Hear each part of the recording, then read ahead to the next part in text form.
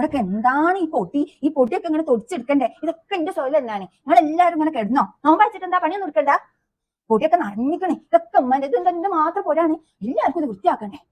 ആരണോ തൊടിക്കണം, വീടും കൂടിയൊക്കെ ഒന്ന് വൃത്തിയാക്കിയിടണ്ടേ? ഇതൊന്നും ഇവിടെ ഉള്ളവർക്ക് ഇല്ലല്ലോ. കിടന്നുറങ്ങണം, ഉച്ചായി. ഇനി ഇതൊന്നും ഇല്ല, ഇനി ഇത് ഞാൻ തന്നെ ചെയ്യണം. ഇതെന്താ ഇത് മാത്രമാണ് ഞാൻ, എനിക്ക് നോമ്പൊന്നും ഇല്ല ഇവിടെ.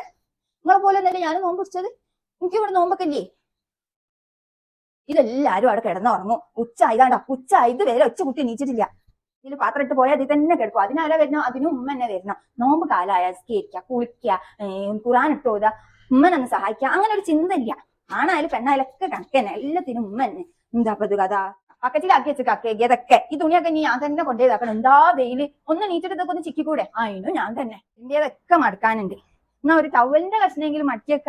എന്താണ് ഈ കുട്ടികളൊക്കെ ഇങ്ങനെ? നോമ്പ് പിടിച്ച് 30 നോമ്പിനും കെടുത്താൻ തന്നെ. ഉറങ്ങാം. പിന്നെ ഫോണുള്ളതുകൊണ്ട് തോണ്ടി നേരം വെപ്പിച്ചോളല്ലോ. എല്ലാം കണക്കന്നെ. എന്താ അപ്പൊ ഇത് കഥ? ഞാൻ എന്നെ രാവിലെ മുതൽ പണി എടുത്ത് ഇരിക്കണം. എല്ലാം വരും. നോമ്പറക്കാൻ നേരത്തി ഞാൻ കാണിച്ചു തരാം. ഞാൻ ഉണ്ടാക്കൂല. ആണാലോ.